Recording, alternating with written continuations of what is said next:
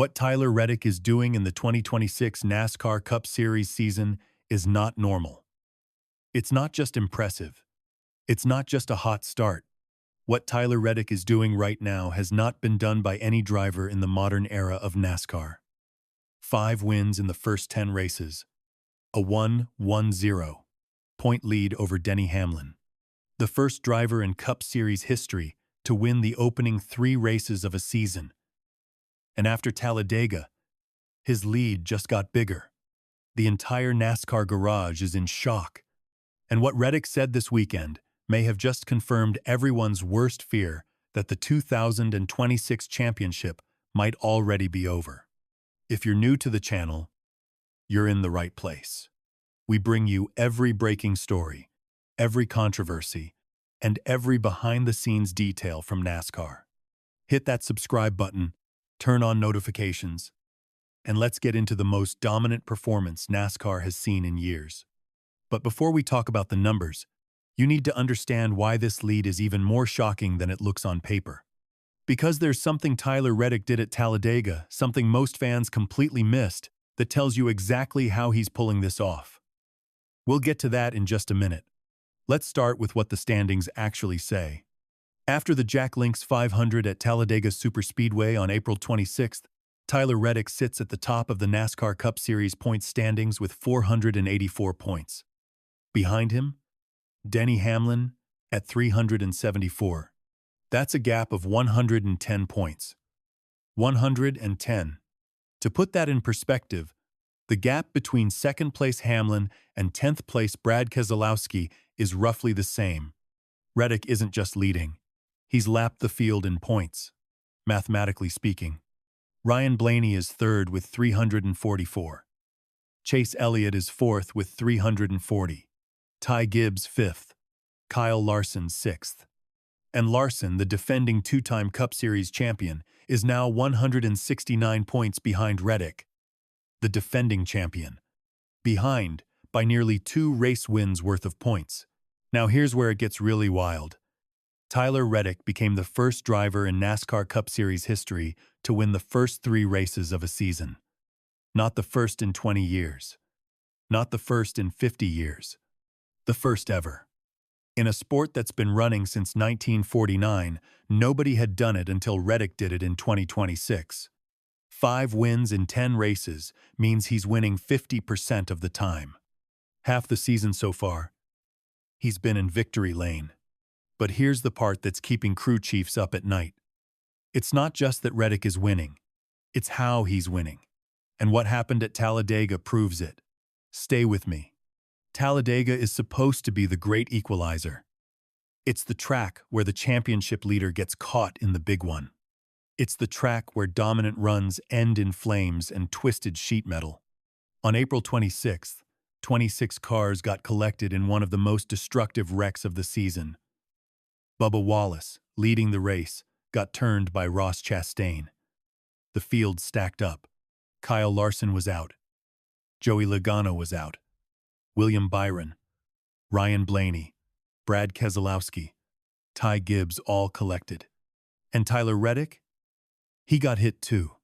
His number 45 Toyota suffered damage in that wreck. He cut a right front tire on lap 182. He had every reason to fold. But here's what he did instead.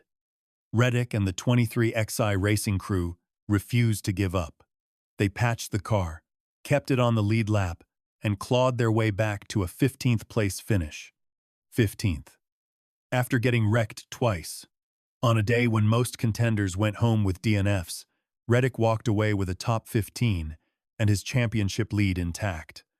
That's not luck. That's championship-level execution. And what he did the morning of that race. It might be the most underrated story of the entire 2026 season so far. Because while everyone was focused on Carson Hocevar's first career win, Tyler Reddick quietly made an announcement that changes everything for 23XI racing. On the morning of April 26th, before the green flag even waved at Talladega, Tyler Reddick announced a multi-year contract extension with 23XI Racing. Multi-year. With Michael Jordan and Denny Hamlin's team. Think about what that means. Reddick had every leverage point a driver could ask for. He could have shopped himself to Hendrick Motorsports. He could have talked to Joe Gibbs Racing. With his performance, he could have written his own ticket anywhere in the garage. Instead, he locked himself in long-term with 23XI, and then he went out and got wrecked twice and still finished 15th. That tells you everything about where this driver's head is at right now. He's not chasing money. He's not chasing offers. He's chasing a championship, and he's doing it on his terms. Now let's talk about what this means for the rest of the field. Because the panic in the NASCAR garage is real. Denny Hamlin, Reddick's own team owner and his closest points competitor, is 110 points back with 26 races still to run. That's a recoverable gap. Sure, but only if Reddick slips. And so far, Reddick has not slipped. Kevin Harvick, on his Happy Hour podcast, has already started calling out the gap.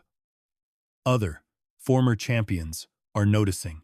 The question being whispered in the garage is simple. At what point does Reddick's lead become uncatchable? 20 races in? 25? Or has it already happened? But here's the twist that nobody wants to talk about. There's a specific scenario that could still derail Tyler Reddick's championship run, and it's not what you think. It has nothing to do with his speed, his car, or his team. It's something else entirely, and it's coming up faster than people realize. Here's the catch nobody is mentioning. NASCAR revealed a new postseason format in January 2026. The win and you're in rule was scrapped. The top 16 drivers on points after 26 races qualify for the chase. Starting points in the chase will be staggered based on regular season standings. That's good news for Reddick on the surface. He's locked in. They reset everything. So while Reddick's 1-1-0 point lead looks unbeatable today, after race 26, the field gets reshuffled. And in a 10-race playoff against 15 of the best drivers on the planet, anything can happen. So what does this mean heading into Texas Motor Speedway this weekend? 3 things. Number 1, Tyler Reddick has zero pressure. He can race conservatively or aggressively. Either approach extends his lead. Number 2, the rest of the field has to start taking risks. Hamlin, Blaney, Elliott, they need wins, not finishes. That changes how they race each other. And number 3, every track from now until race 26 is basically a Reddick coronation tour, unless somebody finally figures out how to stop him. And there's one more detail from this Talladega weekend that nobody is reporting. Something Tyler Reddick said in a quiet moment after the race that should send chills through every other driver in the garage. When asked about his championship lead and his contract extension on the same weekend he got wrecked twice, Tyler Reddick wasn't celebrating. He wasn't taking a victory lap. He was already focused on Texas, on the Worth 400, on the next 10 points he could collect. Because that's what this driver has become. Not a guy chasing a championship, a guy methodically taking it. And honestly, based on what we just watched at Talladega, the rest of the 2026 NASCAR Cup Series field has one job: stop Tyler Reddick.